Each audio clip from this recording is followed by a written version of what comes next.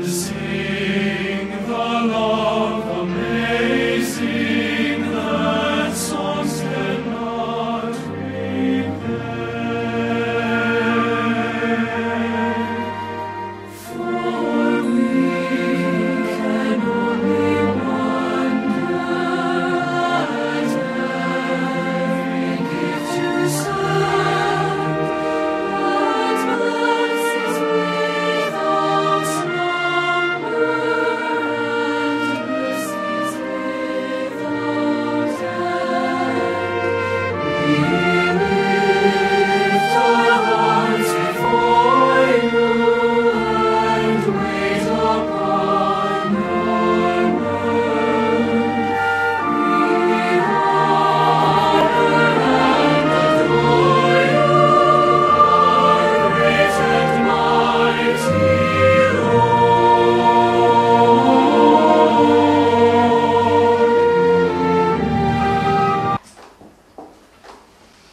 Vamos a intentar ver tres grupos más, de hecho, los marcianitas, los que no son de Marte, marcianitas, los de marcianos no, de Marción, el año 100 aproximadamente, año Domine, fue un falso maestro, Marción.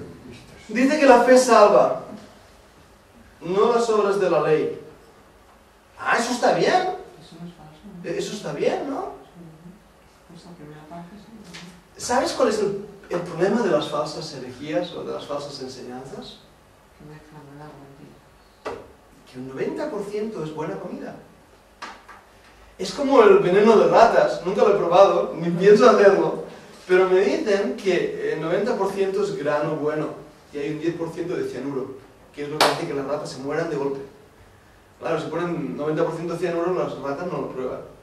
Lo mismo con las falsas enseñanzas, y ahí viene el peligro, y ahí viene la necesidad de saber discernir la verdad del error. Porque el error es tan sutil que fácilmente nos lo bebemos, nos lo tragamos. Y lo que es gordo, que lo absorbemos de tal manera que lo hacemos propio. Y a una persona que está en error, le dices que está en error y encima se enfada. Uy. Pablo, no sé, el pasaje que dice, ¿me he hecho vuestro enemigo por deciros la verdad?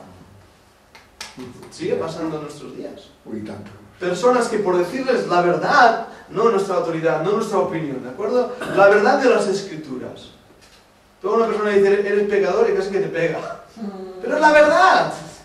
Y es lo que está pasando. Y en la iglesia también. Sí, En también. la iglesia te matan, que es peor, espiritualmente. Ahora, mirad lo que dijo. De ahí vemos, ya empezamos a ver las cosas. Fijaros en esto que dice Marción.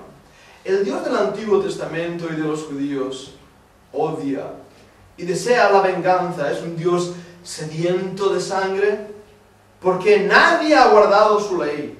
Está muy enfadado. Está furioso porque nadie ha guardado la ley que él había dado. Oh, hemos herido su orgullo. Ese es el problema que había. Sin embargo, viene el Dios de Jesús. El Dios de Jesús vino a salvar a las personas de este Dios, referido como el Dios extraño. Por último, rechazó el Antiguo Testamento. Y eso lo he puesto en inglés, lo cual está bastante bien. Jesús no formaba parte de este mundo material, era un fantasma.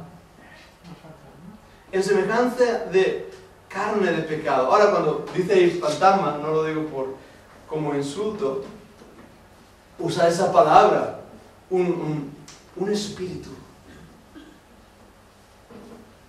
En este tiempo, y lo veremos ahora con el gnosticismo, había gente que enseñaba que lo material es pecado, es malo. Así que Jesús no podía ser hecho de material.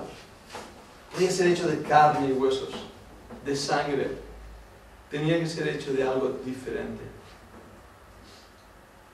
Ese diferente es el espíritu, lo espiritual. Suena bien, ¿verdad? O sea que era como un fantasma. Pero inmortal, era como un fantasma.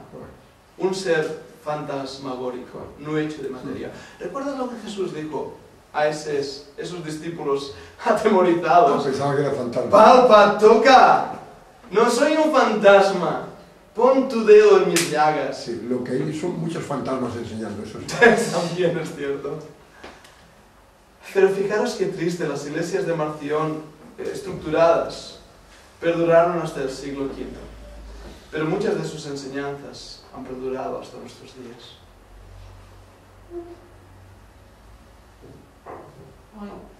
Vuelvo. Si voy muy rápido, decírmelo, no me cuesta nada esperar un poquito más. Y estoy viendo también para poder hacer que se vea mejor en la pantalla, que me podáis recibir mejor. Fantasma.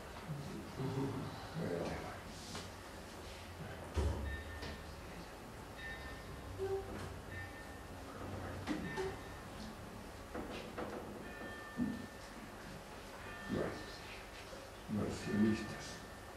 Los marcionitas, de Marción, de Enrique.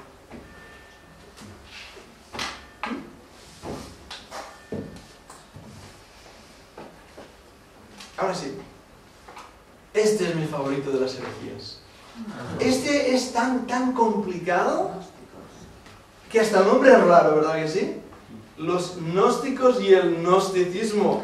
Es que claro, gnosis quiere decir conocimiento. 1 Timoteo 6:20. Carmen, si puedes leer 1 Timoteo 6:20.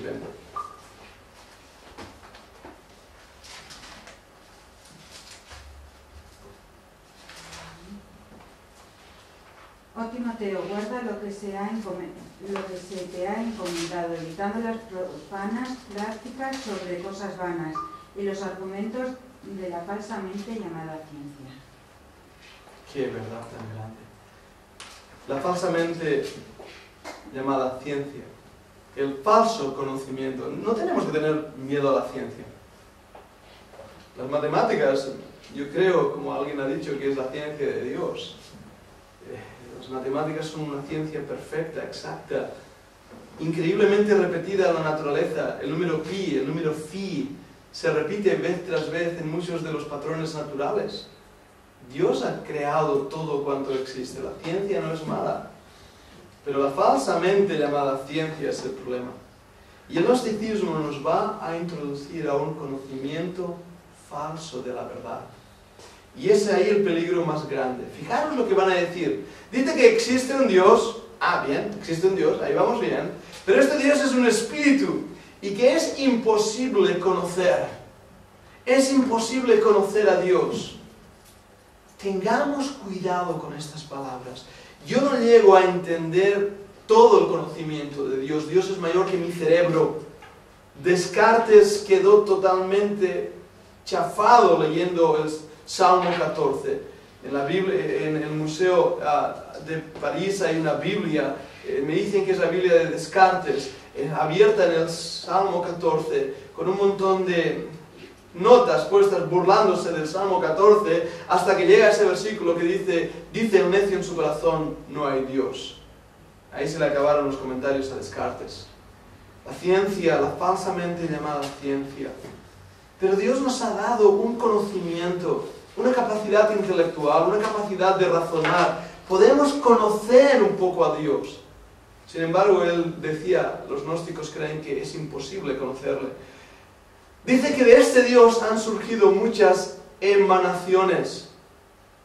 La palabra que usa es pleroma. No sé si habéis visto alguna vez el sol, y más ahora este año que están hablando de emanaciones solares que pueden intervenir en las señales de radio y todo esto.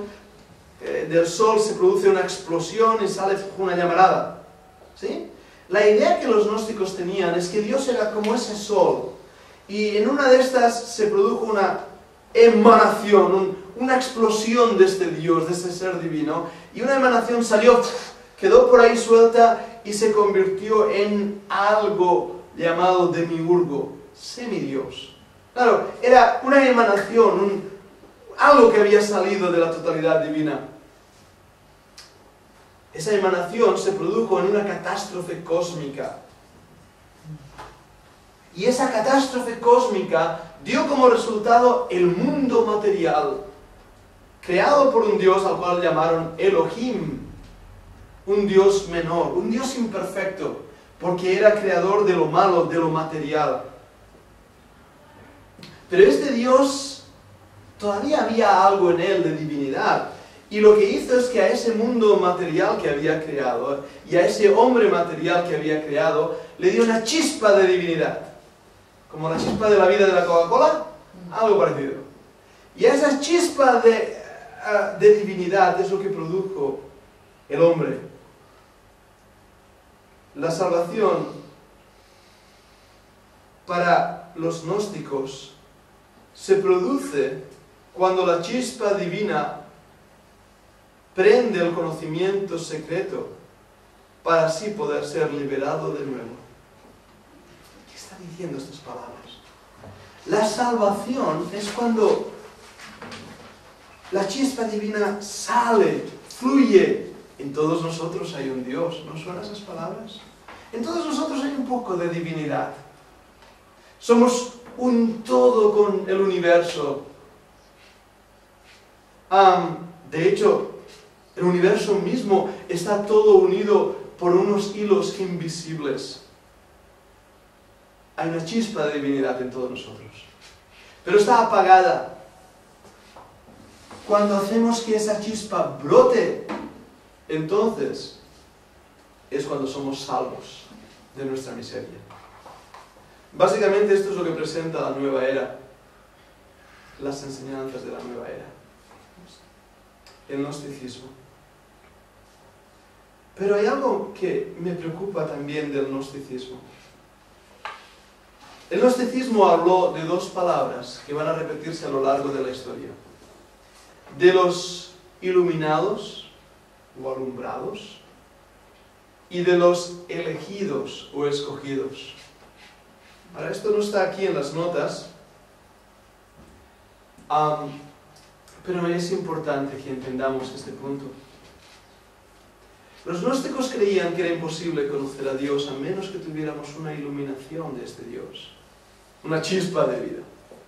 Por supuesto, los gnósticos eran los que tenían el conocimiento. Los demás, los del vulgo, eran ignorantes. A ver si era la Coca-Cola, que la chispa de la vida es. Eso es. ¿Cuál es el problema que hay en esto? Dios ha dado a cada creyente su revelación en la palabra.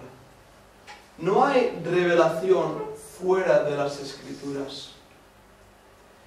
El problema viene cuando creemos que ciertas personas tienen una autoridad, una esfera espiritual que los demás no tienen.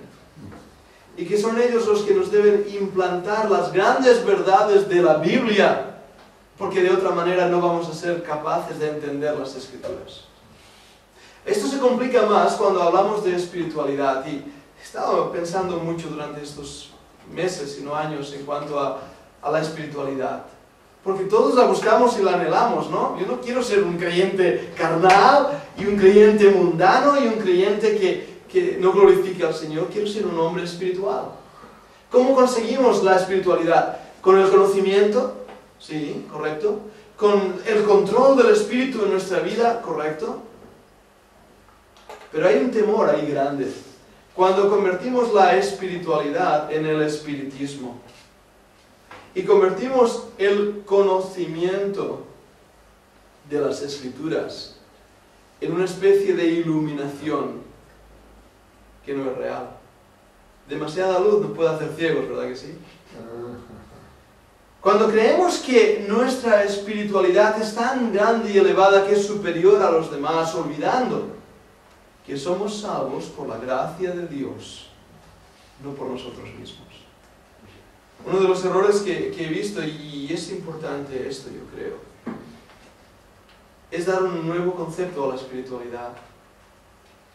Es pensar que yo tengo una revelación que los demás no entienden.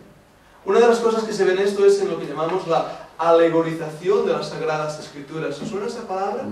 Otra palabra puede ser usada, es la espiritualización de las Escrituras. Si yo vengo a vosotros y abro la Biblia, no sé, en Jonás tragado por la ballena, y digo, ¿sabéis? Este pasaje nos está dando una lección espiritual grandiosa. La ballena representa el orgullo. Jonás representa al creyente. Así que cuando la ballena fue tragada por el... Jonás fue tragada por la ballena. No la ballena por Jonás.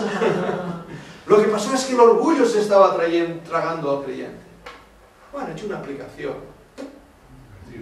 Divertida, ¿no? Sobre todo lo de la ballena, porque no fue una ballena. Pero, ¿qué es lo que he hecho? ¿Es eso lo que la Biblia dice? No. Ese es un ejemplo muy sencillo. Ahora voy a poner uno real y complicado que cuando lo escuché me escandalicé, francamente lo digo. ¿Recordáis el tabernáculo? Las enseñanzas del tabernáculo, Cristo en el tabernáculo, la hermosura de lo que es cada simbolismo de Cristo en el tabernáculo. Escuché a un predicador tomando ese ejemplo del tabernáculo para hablar sobre el tema del matrimonio. Y llegó a decir que el lugar santísimo es, y voy a intentar ser muy cuidadoso, aunque él creo que no fue suficiente cuidadoso, que de la misma manera que un chico y una chica en el tiempo de noviazgo están saliendo juntos y entran cada vez más en un compromiso, en una promesa hacia el matrimonio, se acercan al atrio y en ese atrio todavía no están en el lugar más íntimo de su relación, pero entonces van entrando en esa relación cada vez más cercana hasta el punto de cuando entran en ese lugar santísimo donde solamente ellos dos pueden entrar y se produce un rasgamiento del velo y se produce una entrada. Y aplicó todo eso para referirse a la relación íntima entre el marido y la esposa, hablando del tabernáculo. Yo creo que ese es un error, no solo garrafal, raya la blasfemia, Muy tanto. raya una espiritualización de un texto bíblico que cae en el error. Todo por alegorizar e intentar espiritualizar un texto y decir algo que no dice. Esto es lo que hacía el gnosticismo. Parecer que ellos tenían más luz, más revelación y más espiritualización que los demás. Y cayeron en un grave error. ¿Cuál es el resultado? El resultado del gnosticismo va a seguir a lo largo de los años. Y va a dar un falso conocimiento de la verdad. Cristo proveyó el conocimiento. Pero ese conocimiento que Cristo proveyó, dirán ellos, era material de carne y sangre, por lo tanto imperfecto. Ese es otro error de los que espiritualizan. Un buen libro que no está todo traducido al castellano, he hecho algo, escrito por Ironside, no sé si es Ironside, Sí. escribió La santidad verdadera y falsa. Y una de las cosas que él muestra ahí es que las cosas de la carne no son pecado. No estoy diciendo carnales. Dios nos ha hecho seres de carne y hueso. Comer no es pecado, pero la gula es pecado. ¿Ves la diferencia? La relación íntima entre un esposo y una esposa no es pecado, pero el sexo que venden en el mercado del mundo, eso es pecado. Los gnósticos cayeron en una falsa enseñanza de la santidad. Hubo un grupito de ellos, se llamaban los estalatistas o estaletitas, vivían en una especie de columna.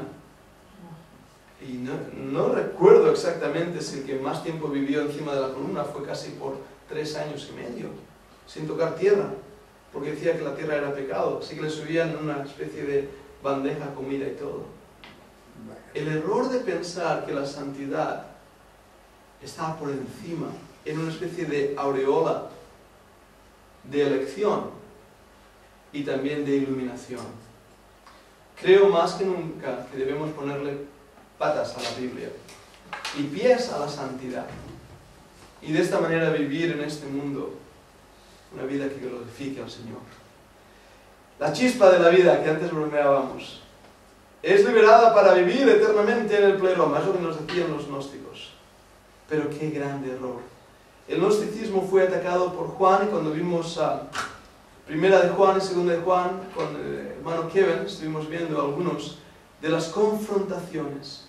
Juan dijo: lo que tocamos, lo que palpamos nosotros en cuanto al verbo de vida, porque creímos en un Dios verdadero, no en un pleroma, en una idea. Debo terminar ya. El gnosticismo llevó a 2 posturas, igual que en nuestros días. La postura eran extremadas y diferentes. La primera postura es: haz lo que te plazca.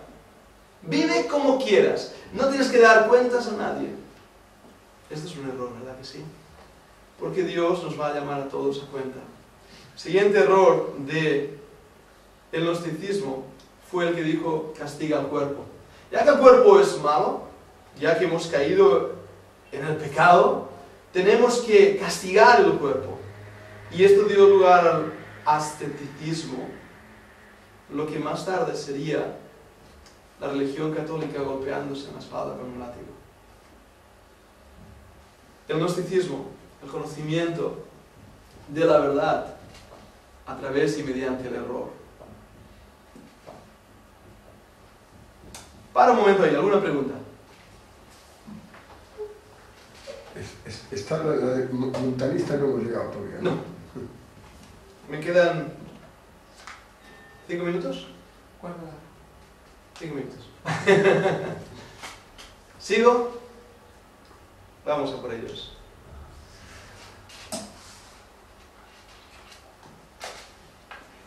¿Cómo el gnosticismo ha llegado a nuestros días? Se está repitiendo el gnosticismo. He hablado de la falsa espiritualización, de la iluminación, de la interpretación alegórica utilizada por muchos gnósticos para intentar hacer que la Biblia dijera algo que no decía.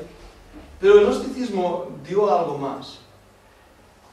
Recientemente se sacaron de nuevo a la luz los escritos de Nag Hammadi. No sé si os suena el Evangelio de Judas. Sí, es famoso, ¿no? Famoso y bien conocido. National Geographic ha dedicado reportajes enteros a esto. Código Da Vinci. Sí. El Código Da Vinci está basado en los manuscritos de Nag Hammadi. Hace poco, 2 meses, salió de nuevo a la luz un trocito de pergamino copto, perdonadme, que decía que Jesús estaba casado. Sí, Hablaba de mi esposa. cosas en el periódico. Sí. ¿Y oíste algo más? No, pero tengo guardado, pero que no que Jesucristo estuviera casado, no que lo Todo esto forma parte de los manuscritos de Nag Hammadi. De hecho, este manuscrito copto, por lo que están diciendo, es una falsificación. Y me hace gracia porque sale a la luz de la noticia como una gran explosión, y cuando dicen que es una falsificación, entonces nadie dice nada.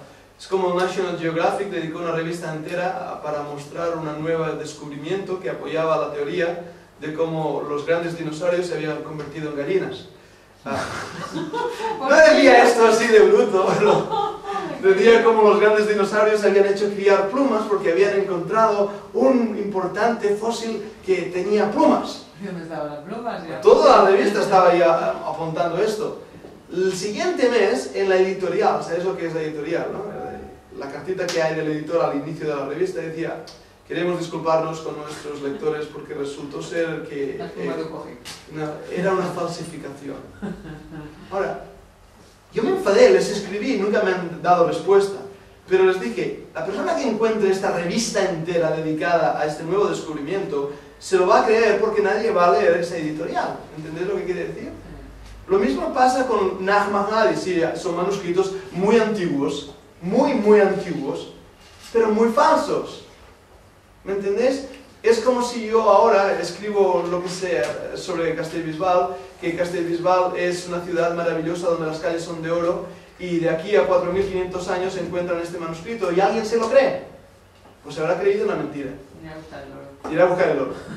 Pero lo mismo pasa con estos escritos. Pero de aquí vienen todas estas teorías conspiratorias, y viene la idea de que Jesús estaba casado, y que tuvieron una niña, no fue un niño, fue una niña llamada Ana, Santa Ana, y que Ana fue llevada por una esclava, además era negra, de ahí viene la muraneta, y entonces se lo llevaron hacia el sur de Francia. Ahí en el sur de Francia fue llevada, después de desembarcar, mediante un grupo de luchadores que quisieron guardar el fruto del vientre de la mujer de Jesús, y lo llevaron hasta Inglaterra. Y ahí en Inglaterra otro grupo de grandes señores feudales empezaron a defender el cáliz de Cristo, porque la palabra cáliz en lo que sería gaélico antiguo quiere decir vientre. Así que realmente los guardas del Santo Grial no son guardas de un vaso, sino de sangre. En catalán, sangre, sangrial, quiere decir sangre real. Y los guardas del Santo Grial son los guardas de la sangre real, que es la hija de Jesús. ¿Y quién era la otra? La otra moreneta, no sé. La moreneta, Santa la Ana, Santa Ana. Y ahí se han montado todas las teorías que hay. Hay gente que lo defiende muerto. No, Santa Ana se supone que no es hija de Jesús. Según estos ya. Ah, fíjate, ¿no? Pero no. Tontería. Sí, pero no. ¿Me entiendes? No, que estoy pensando que, bueno, ya no hay que inventarse. Es que fui a una iglesia y era la iglesia Santa Ana que tenía que limpiar ahí. Yo no sabía, resulta que esta era. Ay, claro. Dicen que la moreneta viene también de esta imagen de Jesús, la hija de Jesús, Santa Ana, bajando en las costas de Francia. ¿Cuánta mentira? ¿Por cuántas personas se lo han creído? El Evangelio de Tomás, también una falsificación. Son los dichos de Jesús los que nos salvan, ya que estos imparten el conocimiento. No somos salvos por su sacrificio expiatorio. Eso es lo que los gnósticos creían. Los dichos, las palabras, las ideas salvan. La muerte de Cristo, no, eso no salva. Qué triste, ¿verdad? Qué triste. ¿Y cuántos lo han creído? Bueno, estamos viendo un montón de herejías, pero ya terminamos hoy con los montanistas. Los montanistas no nada que ver con la montaña, ¿de acuerdo? Vienen de uno llamado Montanus, en la región de Frigia, segundo siglo. Los estándares éticos eran estrictos, incluían la negación al divorcio o recasamiento, incluso después de la muerte del cónyuge. ¿Qué pensaba que esto del divorcio y recasamiento era una polémica del siglo XXI? Ya aquí. Pero aparte, si se moría el cónyuge y te casabas, incluso en eso estaban en contra, incluso en esto. Lo cual me dice también que tenían estándares éticos estrictos. Estándares éticos estrictos. ¿Querían los montanistas la santidad? Sin duda alguna. Ahora, ¿os dais cuenta cómo la verdad llega a esclavizar? Porque todos deseamos la santidad. Pero de nuevo la idea de los judaizantes. Somos esclavos de una verdad retorcida. Decían tener el don de profecía. ¡Wow! Yo pensaba que solamente hoy tenían el don de profecía. No, los montanistas también lo tenían. Y hicieron muchas predicaciones relativas a la Nueva Jerusalén. O sea que Jerusalén... Predicciones, sí. Sí, predicciones. La Nueva Jerusalén iba a ser implantada, y la Nueva Jerusalén... nunca se materializaron. Nunca pasaron estas profecías. Por supuesto, no los apedrearon. Entonces no estaríamos hablando de los montanistas. Por eso digo que ellos eran los pentecostales de nuestros días. Lo que me llama la atención es que Tertuliano, un buen hombre, se unió a los montanistas al final de su vida. ¿Por qué hizo esto? Una vez más, conocemos poco de los montanistas. Conocemos cómo nos han hablado mal de ellos. Conocemos lo que los enemigos nos han dicho de ellos. Pero ¿pudiera ser que hubiera algo en ellos que fuera bueno? Pudiera ser. Pudiera ser que dentro de estos montanistas hubiera una denuncia de las barbaries que estaban ya pasando en el 490 dentro de la iglesia nominal, donde el dinero había tomado el poder y el control, donde los obispos de Roma y Antioquía y Alejandría estaban ahí peleándose y viendo quién era el más grande entre ellos. Pudiera ser que los montanistas vieron la necesidad de establecer realmente la predicación del reino que venía. De hecho, muchos anabaptistas van a decir, nosotros venimos de los antiguos montanistas. Y va a haber una línea, como ya veremos, de todo esto. Los grupos de remanente no siempre dieron en el blanco en cuanto a todo, pero sí en algunas cosas. Y eso es la conclusión que queremos hoy presentar también en la clase. Dentro de todos estos grupos heréticos que hoy hemos tenido que ver, había hombres que estaban luchando por conseguir la verdad, que estaban enfrentándose, que darían lugar a lo que llamamos los apologetas, los que defendían la verdad. Ellos tomaron las enseñanzas apostólicas, lo que los apóstoles habían enseñado, Y desde esas enseñanzas apostólicas hubo gente que empezó a doblegarlas. Los docetistas empezaron a decir cosas que no eran ciertas. Los gnósticos empezaron a decir barbaridades. Pero fijaros en mi esquema. Los gnósticos sacaron cosas de los docetistas, pero también de las enseñanzas apostólicas. La verdad se juntó con el error. Igualmente pasó con los marcionitas de Marción. Sacaron verdades grandes, pero aportaron grandes errores. ¿Cuál fue el problema? Los conceptos de Dios. ¿Cuál fue el problema? Los conceptos de Dios, las filosofías judías. La idea de los judaizantes. Y también las filosofías griegas, Platón, Aristóteles, Sócrates. Todas esas personas que estaban intentando utilizar el conocimiento como fuente de riqueza espiritual. Intentaban buscar la verdad, pero la envolvieron con el error. Se equivocaron tal grandemente que lo que dio como resultado fue una herejía. Lo mismo los adopcionistas, los ebionitas, que era el otro grupo que hemos visto hoy. ¿Y cuál fue su problema? Las tradiciones judaicas. Cumple la ley, cumple la ley. Y también los montanistas. Cualquier derivación de la verdad es un error. Cuanto más nos alejamos de la verdad, más fácil es verlo. Pero 10 grados de error en mi brújula me va a llevar muy lejos del lugar donde quiero ir. Si está una brújula marcándome mal el norte en unos 10 grados, no lo voy a notar en 10 metros. Me habré apartado, ¿qué? ¿Un centímetro? Más o menos. No lo voy a notar en 100 metros. Me habré apartado, ¿qué? 10 centímetros. Pero después de un viaje de miles de kilómetros, esos 10 grados pueden llevarme a un destino muy equivocado. Debemos, por lo tanto, abrazar la verdad, confrontar el error y pedir al Señor que nos mantenga protegidos, entendiendo el lugar de la ley de Moisés, de la naturaleza de Cristo, entendiendo los dones del Espíritu y entendiendo también la influencia externa. En el siglo XXI continuamos luchando con estas cosas. Continuamos luchando. ¿Hay que cumplir la ley o somos salvos por gracia? Continuamos luchando sobre la naturaleza de Cristo. ¿Debo aceptarle como Señor o solamente como Salvador? Como si eso fuera algo inseparable. Con los dones del Espíritu. Estoy predicando de los dones en la iglesia. ¿Y cuánta falta hace que tengamos una percepción correcta de estos dones? Y a veces no es fácil, yo lo sé. Las influencias externas. No améis al mundo ni las cosas que están en el mundo, porque si alguno ama al mundo, el amor de Dios no está en él.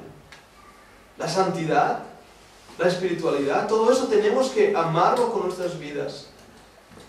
Que el Señor nos ayude a tener una correcta visión de la espiritualidad y de la santidad.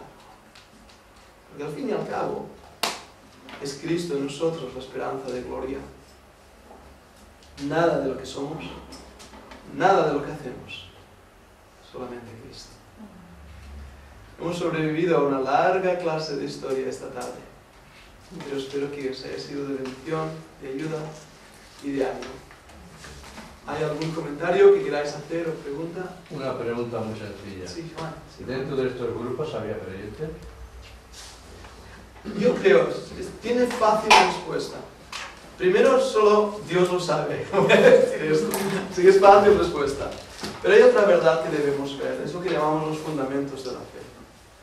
Los fundamentos de la fe me indican que si alguno niega algunas de las doctrinas fundamentales de la Biblia, no puede ser salvo.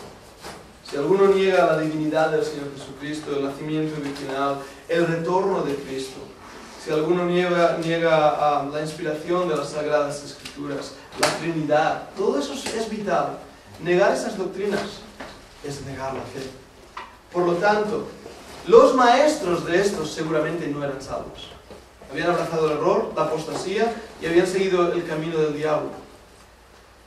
¿Pudo algún creyente ser engañado? Yo creo que sí. Puede ser que sí. Yo creo que sí. Pero sin duda alguna, y eso también es nuestra esperanza, como veremos, la verdad triunfa a través de la batalla en contra del error. Y una persona que quiera realmente agradar al Señor estará ahí en la duda y en la lucha, pero saldrá a flote. Y yo pienso que es lo que pasó en muchos de estos grupos. Más los que más verdad tenían. Uno ve el gnosticismo y dice, ahí dentro no. Los montanistas, no lo sé, fueron un grupo muy interesante. Es como decir, van los pentecostales al cielo, los carismáticos. Hay muchos grupos ahora también, no sé si eran los de antes, Pero ahora también. Muchos grupos raros. Para de sufrir, ¿conocéis ese grupo, no? Ah, no sé dónde aquello empezó. Hay muchos por ahí. Ah, sí. Por eso tenemos que pedir que Dios nos guarde del error. Tener un corazón por la verdad, tener un corazón de estudiar las Escrituras. Es que yo mismo os puedo engañar. Es que yo mismo con la autoridad de la Biblia puedo marcar mi autoridad e influenciaros de mala manera. Por eso tenéis que tener la autoridad de las Sagradas Escrituras. Como los de Berea. Los de Berea, el espíritu de Berea tiene que estar en cada Son así. creyente. Lo que pasa es que a veces nos caemos en dos errores. El primero es no apreciar a los que nos enseñan. O sea, yo soy pastor de una iglesia y no me da vergüenza decirlo y me conocéis, así que puedo decirlo con libertad. Yo me identifico como bautista bíblico. ¿Por qué bautista? Porque creo en el bautismo por inmersión, no por aspersión como hacen los presbiterianos. Básicamente por eso. Mi postura es, creo que tiene que haber un pastorado dentro de la iglesia. Pero no tengo ningún problema con los hermanos que tenéis ancianos o duplicidad de ancianos. Pero vamos a suponer que yo empiezo a enseñar algo que no está bien. Pero lo hago de tal manera que uno dice, oye, es que no sé si está bien, pero ¿quién le confronta? Ahí empieza el problema. Cuando creemos que nuestros maestros están tan arriba espiritualmente que la palabra de Dios no puede ser filtrado, como que os estaba diciendo, esta enseñanza de espiritualizar las Escrituras. ¡Uy, qué verdad! Es que él la ha visto y yo no he sido capaz de ver esa verdad. Claro que no he sido capaz, porque no es una verdad, es un error. Y tenemos que decirlo con voz alta. Y esto es muy duro. Y yo ahora mismo, y sé que se está grabando y no me importa, pero es que tengo temor aún en nuestros propios grupos, donde se está enseñando la alegoría como método de interpretación bíblica. Se está enseñando un rapto parcial. Se está enseñando que la santidad es una segunda obra de gracia. Es decir, tu salvación no está completa hasta que seas santificado. Se está enseñando que si pecas es que no eres creyente. Y en vez de decir esto es un error, estamos diciendo amén a ello. Nosotros creemos en el milenio, creemos en una postura premilenial del rapto, creemos en un milenio literal. Sin embargo, hay personas que están enseñando cosas que traen confusión. En una de nuestras reuniones escuché a un hermano orar al Espíritu Santo. Era un pastor. Y yo me quedé asustadísimo y pensé, bueno, el hermano habrá cometido un error, es un buen evangelista, pero no es un buen teólogo, es lo que yo pensé.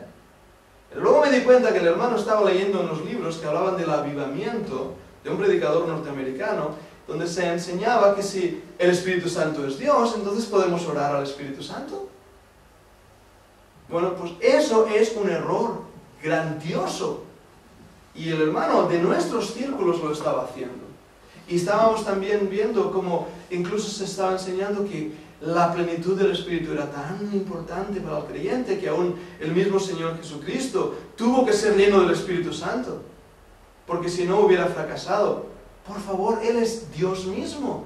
Él es la pleroma de Dios, es Dios completo. Enseñar que necesitaba la plenitud del Espíritu porque si no hubiera fracasado es una herejía, es un error. Pero ¿qué nos está pasando? Y lo digo, abiertamente, aún en nuestros predicadores, por falta de estudio, por falta de entendimiento de las Escrituras. Y yo sé que todos metemos la pata, y todos aprendemos. Yo por eso me siento aquí a aprender, y Kevin para mí me ha sido de mucha bendición en cosas que me han hecho pensar más de una vez, y yo, no había pensado en eso. Y yo espero que también lo haya sido para él o para vosotros. Pero ¿ves el peligro que corremos tan grande? es que escuchamos tan mal también. O sea, tú lo oyes, yo lo oigo, pero el otro día yo estaba enseñando algo y estoy enseñando que entender el milenio así está mal.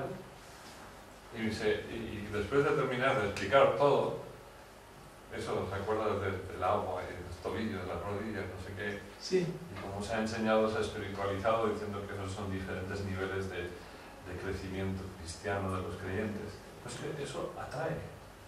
Eso es fácil de entrar. Y me sale una hermana que está sentada al lado mío y dice, es que eso me ha tocado, hermano. Eso me ha tocado de que dice que me llegó hasta los tobillos, es que yo soy uno de esos tipos de cristianos. Y acabo de decir que eso no es como hay que ver el pasaje. ¿Me explico lo que quiero decir? Sí. Porque parece que cuando espiritualizamos somos más espirituales. Y caemos en un error. A mí mira, te lo digo también ahora. Es lo más fácil. Es Sí. tan fácil. Sí, creemos eso, que al espiritualizar un texto hemos descubierto una verdad que nadie antes había visto. Y tenemos que ir con mucho cuidado, porque hay ciertas aplicaciones que yo puedo hacer de un texto. Pero cuidado, ¿cantar de los cantares?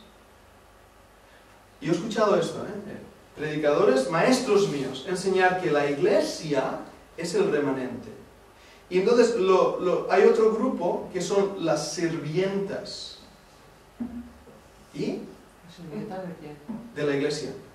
Cantar de ¿De los dónde cantares. salen? Cantar de los cantares. ¿Y de dónde salen estas sirvientas? Los que... Las ¿Qué son vírgenes las que acompañan. Son las vírgenes que acompañan a la iglesia. Es decir, están los que han sido santificados, los que han tenido una crisis de santificación y por completo ya están completos en su salvación, y los que no. Están diciendo, ahora no lo dicen con estas palabras porque claro, es lo mismo que el rapto. Están diciendo, las 10 vírgenes, ¿recordáis las 10 vírgenes? La parábola de las 10 vírgenes. Es que todas eran vírgenes, pero 5 quedaron fuera. Y 5 entraron. Y tú dices, ¡ay, va, que es verdad! ¿Qué estás diciendo? Estás diciendo que si tú estás apartada del Señor, estás fría, estás indiferente, aun siendo creyente, no entras. No te arrebatarás. No te arrebatará el Señor, no serás raptada. Ah, ellos dicen eso. Claro. Es el rapto secreto, es el rapto del remanente, es el rapto de la iglesia, no de las sirvientas. Estamos levantando doctrina a través de una alegorización de las Escrituras. En realidad se llevan solo 5 porque las otras 5, ¿por qué no? Porque no tenían aceite, no vivían en el Espíritu, Según esa interpretación. según esa interpretación. La interpretación real, pues La interpretación real es que la enseñanza de la parábola es que tenemos que estar alerta porque el Señor viene y no sabemos cuándo. Y tenemos que vivir una vida de plenitud del Espíritu. No digo que no, porque el aceite en las Escrituras representa el Espíritu. Muy bien, pero la enseñanza, la interpretación correcta de esa es: debemos estar alerta porque no sabemos cuándo el Señor viene. Punto. ¿Esta interpretación es así? ¿Qué? Bueno, a ver, yo en el contexto pienso que está hablando de Israel y que es la Israel que está preparada y la Israel que no. Después se aplica a nosotros. Sí, en aplicaciones, ¿no? Que hay iglesia que tenemos que estar listos, pero que realmente después habla de los gentiles, de las naciones, pero antes está hablando de la Israel que está esperando al Mesías, y durante la gran tribulación vienen, dice, ha llegado, pero hay muchos de Israel que se quedarán fuera porque no habrán creído. En cambio, 5 sí estarán alertas y estarán preparados porque habrán creído en el abismo, ¿no? Así es la mejor explicación dentro de ese contexto, ¿no? Porque el contexto literal es lo que implica nuestra interpretación. Pero si yo lo espiritualizo, le doy una aplicación que no es lo que el texto dice, es una aplicación que yo estoy diciendo. Bien, el problema es cuando yo hago doctrina de una aplicación. Es ahí donde no podemos caer. Por eso, hermanos, escuchad, tened el espíritu de Berea, con Kevin, conmigo o cualquier otro pastor o predicador. Escudriñad las Escrituras. Nuestras mejores intenciones es llevaros a todos al conocimiento pleno de Jesucristo, a vivir una vida de santidad y de honor para la gloria de Dios. Eso es nuestro objetivo, pero que el Señor nos guarde para que no fallemos en ese objetivo. Muy bien, wow, ahora, qué clase, oye, qué clase. Vamos a orar, me gustaría pedir a Juan si puedes despedirnos.